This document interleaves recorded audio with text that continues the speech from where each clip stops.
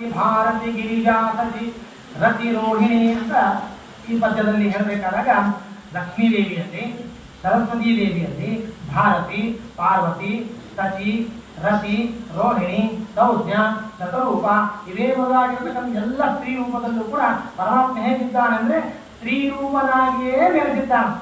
ನೋಡ್ರಿ, ದೇವ ಇಂತಹ ಇದರಲ್ಲಿ ಇಂತಹ ರೂಪದಲ್ಲಿ ಪರಮಾತ್ಮ ಹೀಗಿಲ್ಲ ಅನ್ನೋ ಹಾಗಿಲ್ಲ. ಎಲ್ಲಾ ರೂಪದಲ್ಲೂ ಪರಮಾತ್ಮ ಇದ್ದಾನೆ. ಆಗ ಆ ರೂಪದಿಂದ ಆಗಬೇಕಾಗಿರ್ತಕ್ಕಂತಹ ದೋಷಗಳು ಪರಮಾತ್ಮನಿಗೆ ಲೇಪಿಸುವುದಿಲ್ಲ. ಇಷ್ಟು ಮಾತ್ರ ತಿಳಿದುಕೊಳ್ಳಿ. ಹಿಂದಕ್ಕೊಮ್ಮೆ ಹಿಂಗಾಗಿದ್ದ ಲಕ್ಷ್ಮೀದೇವಿ ಅನ್ಕೊಂಡಿದ್ದ ಪುರಾಣಗಳಲ್ಲಂತ ಏನು ಅಂತಂದ್ರೆ, ಪುರುಷರಲ್ಲಿ ಮಹಾ ಸುಂದರ ರೂಪಿ ಯಾರು ಅಂತಂದ್ರೆ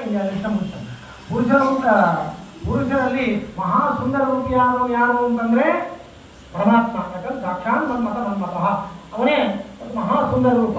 ಸ್ತ್ರೀ ಒಳಗೆ ನಾನೇ ಎಂದು